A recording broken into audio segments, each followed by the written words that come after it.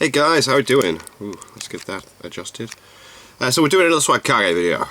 And this one I've chosen, don't worry, I'm listening to the comments. You guys want the Susanoo explained, and you guys want all this and the other. But I've picked this one first because I absolutely love the whole concept of the Seven Swordsmen of the Mist.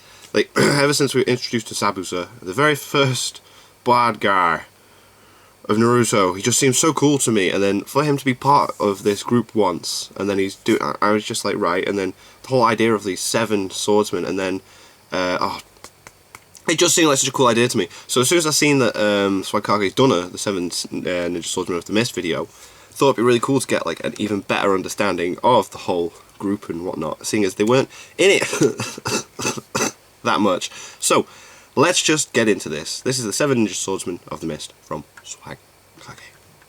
A lot of the people who comment on my videos have asked for a 7 Swordsman video, and cool. Since I typically make a habit out of listening to what my viewers want, here we are, a video talking about the 7 Ninja Swordsmen of the Mist. Now, believe it or not, there's not a whole lot to say about these guys, and that's why I put off doing a video about them for so long. While there's enough meat about Zabuza and Kisame to talk about each of them in depth, the rest of the 7 Swordsmen don't get the same treatment. Pretty much nothing is known about these guys, including the history of the group as a whole, so trying to figure out how to do a video about all of them is a little tricky. And to make matters worse, despite what the name of the group implies, there are more than 7 of these guys. There were never any more than 7 Mist Swordsmen at a given time, but the organization spans multiple generations, and as a result, the members that it consists of have changed over the course of Naruto's history. This means that, at some point in time at least, the organization has to have had plenty of members that the audience has never seen before, which makes it impossible for me to give you a biography of each of the group's members. However, I will not let that stop me from making this video since enough of you guys asked for it, so here's what I'm gonna do instead.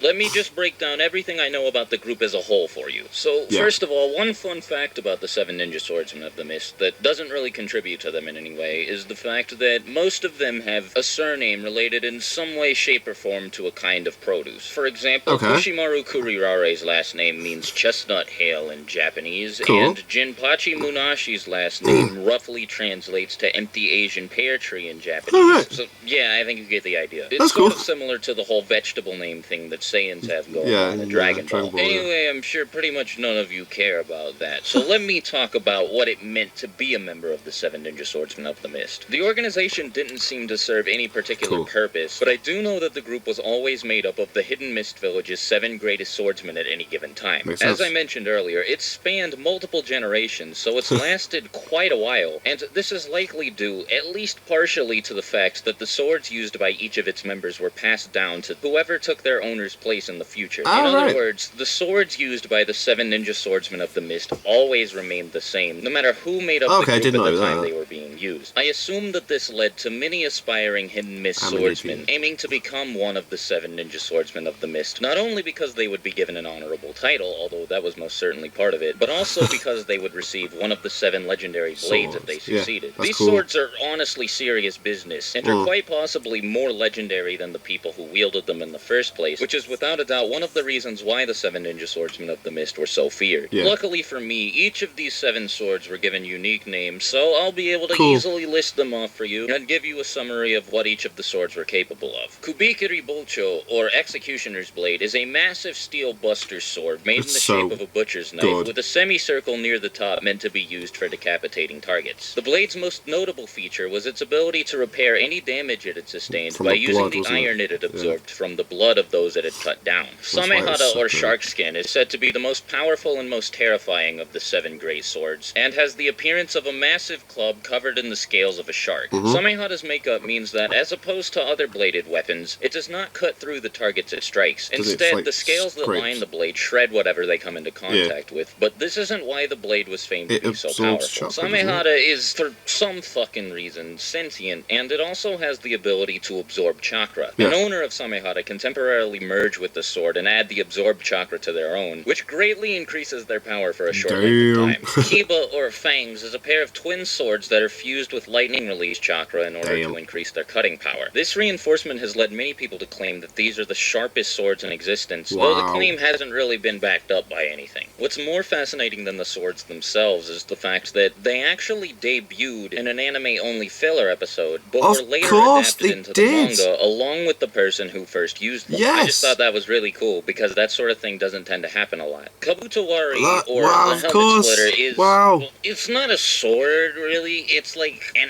axe and a hammer combined together. That was in, like, but for the some reason, the Naruto characters first still call it a sword. story, Whatever. Anyways, thing, you know, the Kabutawari filler is arc at the a end. Oh my god. sword made up of both a hammer and an axe conjoined together by a chain that, when used in conjunction with one another, are said to be capable of breaking through any defense.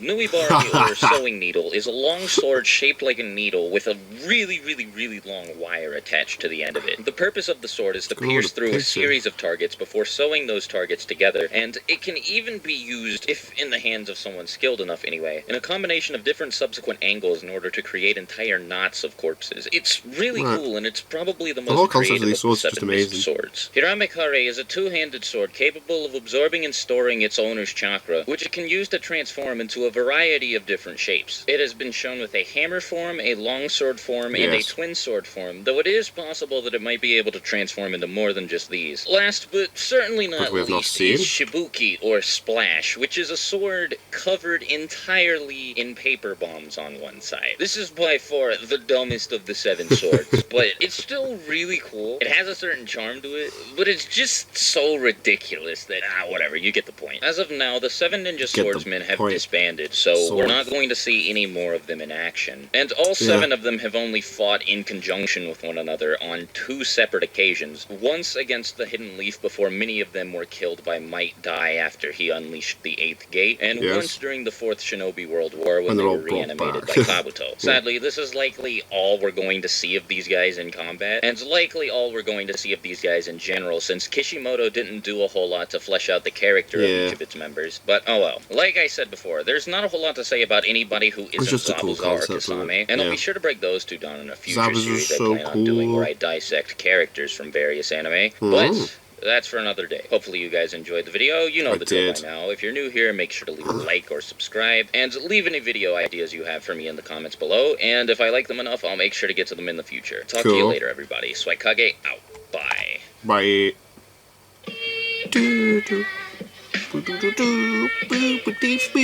That blew my mind when it was like, this was in the filler arc. I was like, holy shit, it was. He had the swords. I remember he was like doing the lightning thing, like, that's awesome. But then it's a very long time until you just see them again, and you just kind of forget that, I suppose. My god, blew my mind. Blew my mind. I love these. I learn something new every time I watch these. I must seem so dumb, because I've watched all of Naruto, and I've got all the mangas. I've got the data books, which I've just browsed through, and then I watch these, and I'm like, oh, when did that happen? So, yeah, I pay so much attention to stuff around me. I mean, I try. I just find it impossible to keep all the info in.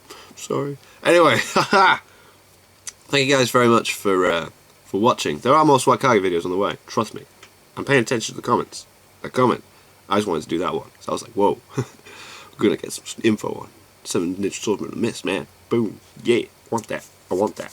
And also, just a quick note, if you're wondering why there's only 1 video a day at the moment, that's because at the time of these being up, I'm on holiday, and I was trying to get videos done, and I realised that I was no way going to be able to have 2 videos a day done before I went away. So this is me just trying to keep stuff for you guys to watch while I'm away, and then when I come back, I will try as quickly as I can to get back to normal scheduling with 2 videos a day. I will mention this in a couple of more videos as I'm recording these as well, so people are aware, because I know not all of you watch the same stuff. Anyway, thank you guys very much for watching. What did you guys think of that? What did you guys think of this? Click like, subscribe if you haven't already. Leave comments down below. Let me know what I should watch and discuss in future videos. And I'll see you guys, yes, all of you guys, next time. Bye.